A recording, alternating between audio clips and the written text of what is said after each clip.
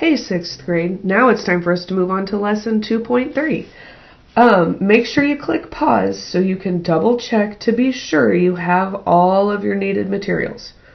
Do you have a pencil? Do you have your math binder? And your math binder needs to have your textbook pages and blank sheets of paper in it. So make sure you have all of that. Also, while you're watching the video, remember that you can click pause and rewind at any time you need to, just so you can make sure you understand the lesson and that you're completely caught up with your notes. So the title of this lesson is Lesson 2.3, Find and Apply LCM and GCF. Lesson 2.3, Find and Apply LCM and GCF. Make sure you're writing on your paper neatly on that top line, just like what I'm doing. And your learning objective for this lesson is I will compare rational numbers using GCF and LCM. I will compare rational numbers using GCF and LCM. So there it is. I will compare rational numbers using GCF and LCM right there in your notes. Okay, so your last lesson had 0 vocabulary words, and some of you were like, woohoo! And on this one, I hate to break it to you, but this one has 6 vocabulary words. Yes, you need to get all 6 of these words and their definitions written in your notes. So yeah, here we go. Here's number 1. First word is common denominator, and it is a denominator that is the same for 2 or more fractions. Make sure you get it in your notes. Common denominator, a denominator that is the same for 2 or more fractions. Your second vocabulary word is denominator. I realize you already know what denominators are. It's the bottom number of a fraction that tells us how many equal parts are in the whole. A denominator is the bottom number of a fraction that tells us how many equal parts are in the whole. The definition for distributive property is kind of a long one. Distributive property is the property that states if you multiply a sum of a number, you will get the same result if you multiply each addend by that number and then add the products. I'm going to give you guys an example for that because that sounds crazy. So let's say you have 3 on the outside of parentheses times 4 plus 5. I'm going to write it twice. 4 plus 5. Alright, so it's saying that you multiply the sum of a number. So if we add 4 plus 5 inside our parentheses, multiply it by the 3 on the outside, 3 times 9 is 27. And it should equal the same thing if you multiply each addend inside the parentheses by the 3 on the outside. So 3 times 4 is 12 plus 3 times 15, and then it says that we add the products. Well, 12 and 15 are our products. 12 plus 15 equals 27. So they both have the same answer when you use the distributive property. Vocabulary word number 4 is factor. And a factor is a number that is multiplied by another number to get a product. So if you have 5 times 5 equals 25, 5 and 5 are your factors. Vocab word number 5 is greatest common factor, or GCF. And the GCF is the largest common factor of 2 or more given numbers. And now on to our very last one. Whew, we're about there. Okay guys, here is our very last vocabulary word. Number 6 is a least common multiple, or LCM, which is the least number other than 0 that is a multiple of 2 or more given numbers. So guys, I hope you are remembering to pause after each of these vocabulary words to get them all in your notes. That's going to take you a little bit of time. So now it's time for us to move over to our textbook pages. So let's turn to page 43 where it says I can. And remember guys, oh wait, we're on page 43. Just another little reminder. 43.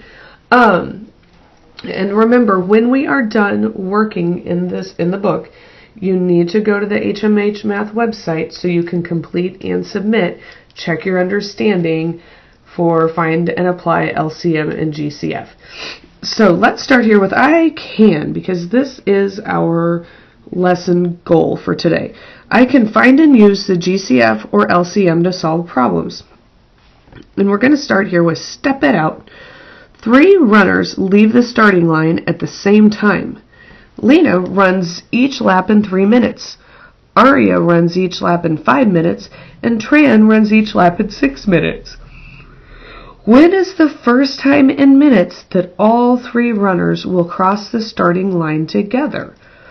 So let's hear. Question A. How many minutes does it take Lena to run 12 laps? So we're going to fill in this first box, 12 laps, and we know that Lena runs each lap in 3 minutes. So 12 laps times 3 minutes a lap equals 12 times 3 is 36 minutes. So now we have to complete this table.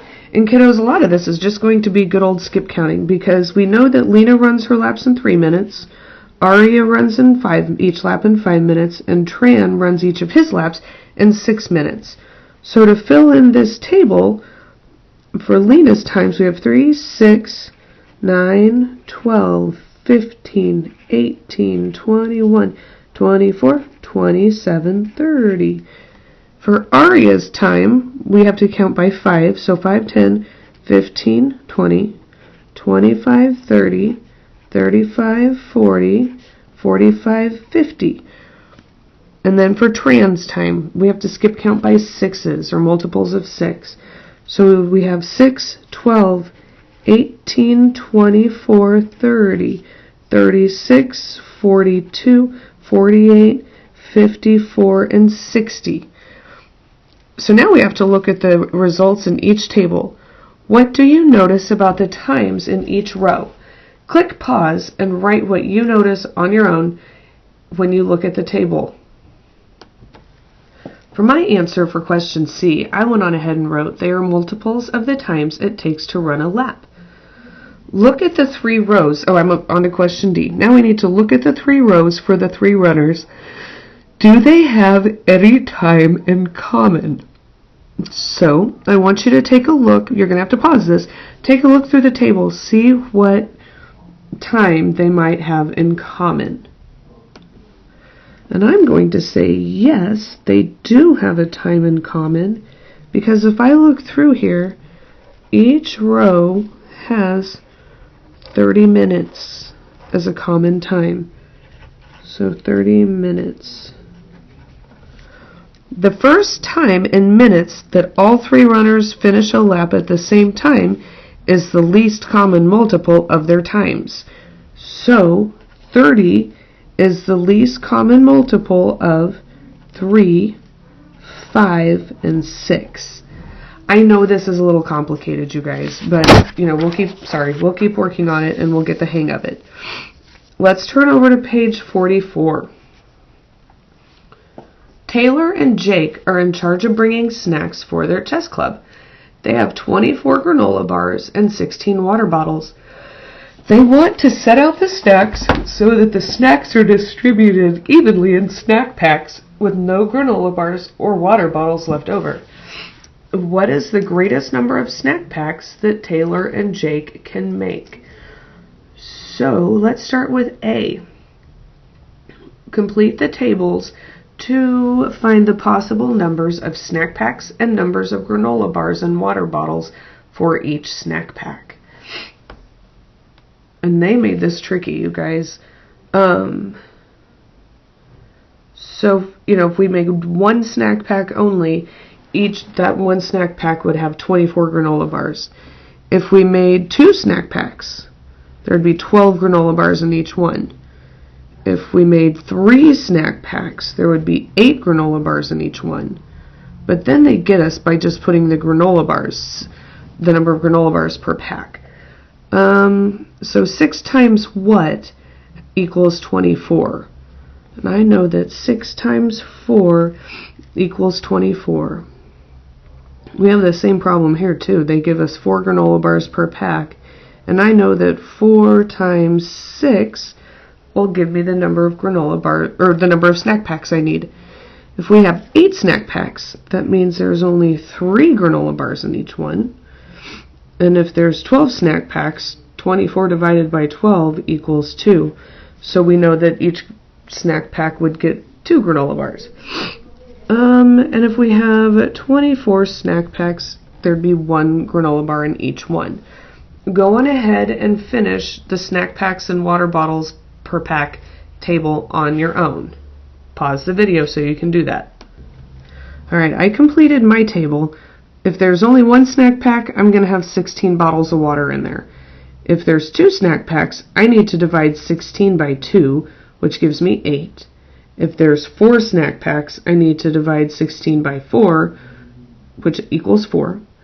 If there are 8 snack packs, I need to divide 16 by 2, and that gets me 8.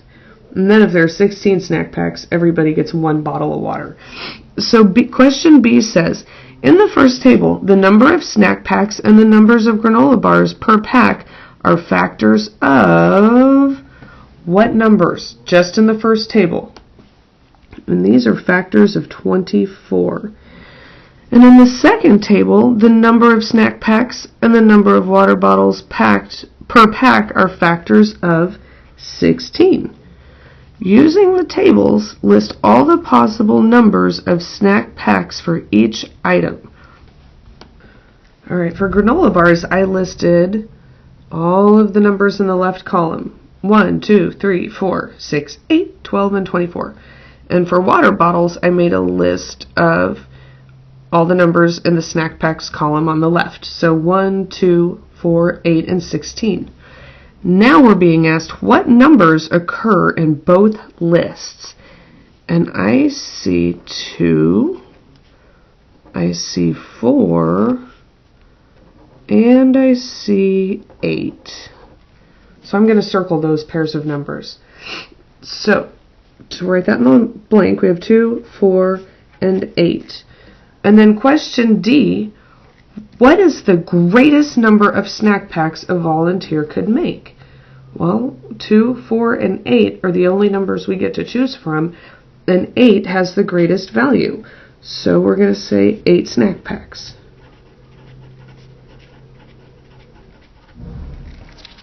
The greatest common factor for question E. The greatest common factor of 24 and 16 is 8. F. You can use the greatest common factor to write the total number of bottles of water and granola bars, 24 plus 16, as a sum of products. Number of snack items equals number of granola bars plus number of water bottles. So let's see how we're going to set this up. Alright, so I have 8 snack packs times 3 water bottles plus 8 snack packs times granola bars plus 8 snack packs times 2 water bottles. And then it says that we can use the distributive property to write the total number of snack items as the product of the GCF and another sum. How am I going to do that? Well, I started off by writing 8 times 3 plus 8 times 2 because we already have that from the question just before this. So then I could say that we're going to multiply 8 times the sum of 3 plus 2. 3 plus 2. That would equal 8 times the sum, 3 plus 2 added together is 5. So we would have 8 times 5 snack items. Alright, we are going to stop there, you guys. Make sure you hop onto HMH and complete Check Understanding. Remember to submit the screenshot of your score. Make sure you submit it under the correct assignment, 6th graders. We've been doing this for a while now, and hopefully you're getting the hang of where to submit your assignments. Make sure your assignment names match. And I hope you watch this video before you do Check Understanding. Alright, so I hope you all are having a good day, and I'll see you all around. Bye.